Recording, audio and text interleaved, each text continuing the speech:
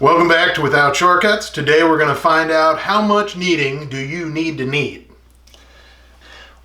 In making bread, we know that kneading is important. It helps develop your gluten structure. It helps kind of bring your bread together. But today we're going to find out how important that actually is.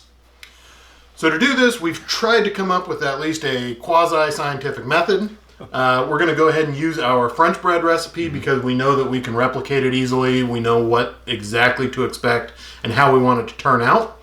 We're going to go ahead and mix up one large batch, and then we're going to just pull out the pieces that we need for 4 different measurements on kneading time. So we'll weigh everything in advance, and then we'll keep the recipe consistent when we're using one batch rather than trying to do 4 separately and seeing what comes out. Exactly, which 4 batches make all of it. So what we're going to do is we're going to start with just weighing out our bowl so we have a baseline measurement. All right, so the bowl, so we're doing things in grams just because it seems more precise. Something like that. Okay, so we start with 717 grams just in the bowl. So then we'll go ahead and we're going to add all of our ingredients here.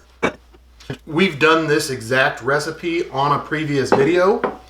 So if you want to see this done nice and slow, all the steps, why we're doing what, check that out. Otherwise, let's see how quickly we can make this happen. So then the whole thing together is 1,600 grams. My cruiser weighs 16,000 kilograms. Wow, exactly. Yep. So that gives us 283, Carry the 2. 883. Seems right, doesn't it? 883 grams worth of dough. Right. All right, so we're gonna mix this up. We're gonna take our first measurement out when we hit, like just right when the dough comes together. Then we'll do our second one at 2 minutes, our third one at probably around 7 minutes. 7 to 8 minutes, because that's what the recipe actually calls for. And then we'll go way overboard and we'll shoot for about 15 minutes and see what comes out. All right, so let's see what happens. Here we go.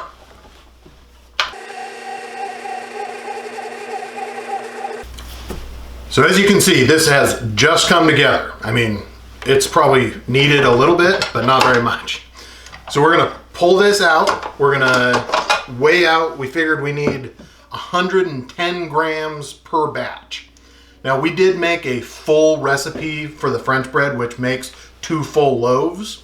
So to make sure that we have enough dough in the bottom of the bowl at the very end for that last loaf, we're gonna use half of the recipe and divide that into 4 chunks in order to test each of those 4. And then we'll use that last half to make a full loaf that, let's face it, it's not going to go to waste. We'll make sure it all gets taken care of. It does sound overly complicated, but trust me, it works.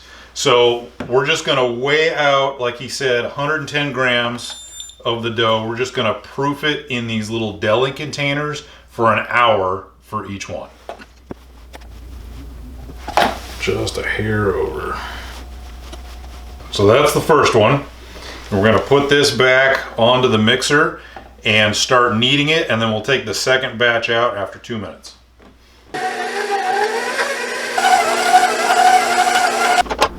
So you can see the dough is starting to come together. We're starting to get something that looks a little bit more like bread dough, but it is still pretty loose and really sticky. Go ahead and put that in there. No, I'm working on it. There we go. All right, we'll take it. All right, number 2, off to proof.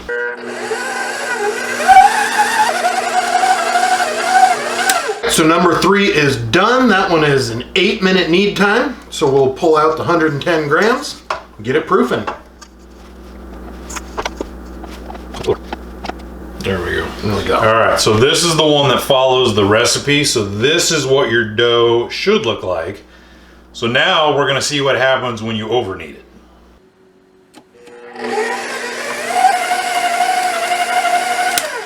Okay, so that's 15 minutes of kneading. That's a lot of gluten. Oh, wow. All right.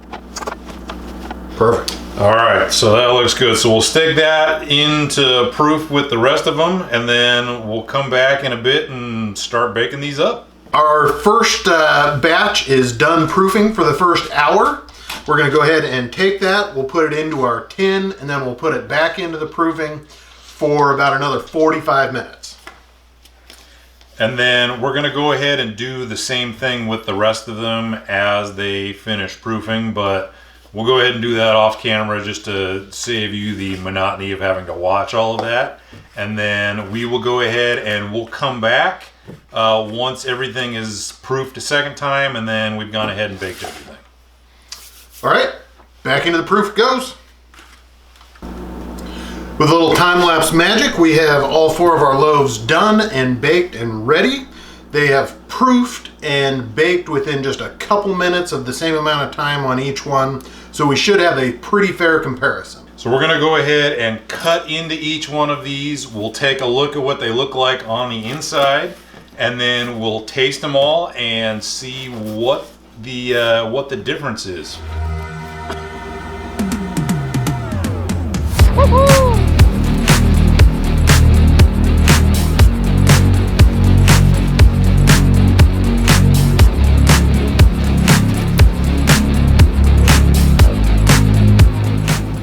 And just for reference, this is the one that didn't get any kneading time all the way up through. This had the 15-minute kneading time.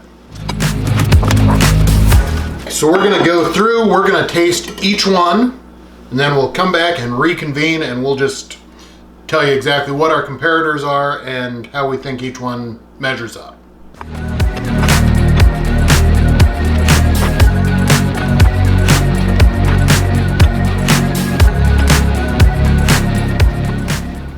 There's a few surprises in there.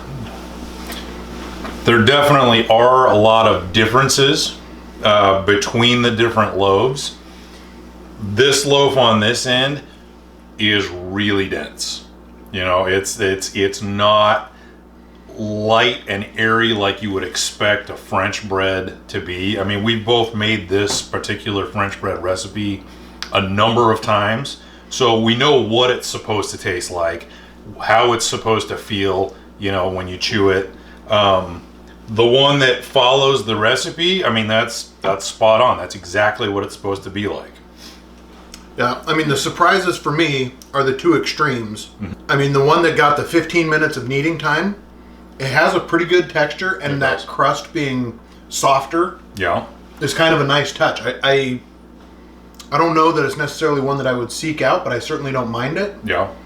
And then I'm really surprised by this one that just came together, because, I mean, it's only a 15-minute difference in the amount of work that any one of these would take to make by itself. Yep. But that's still, for 15 minutes less, it's still a great bread. It's, yeah. I mean, it's dense, more dense, but the taste is good. The texture's not bad. I mean, you could totally do that bread. I mean, if you mixed it by hand and just threw it in and let it proof and go, Yeah.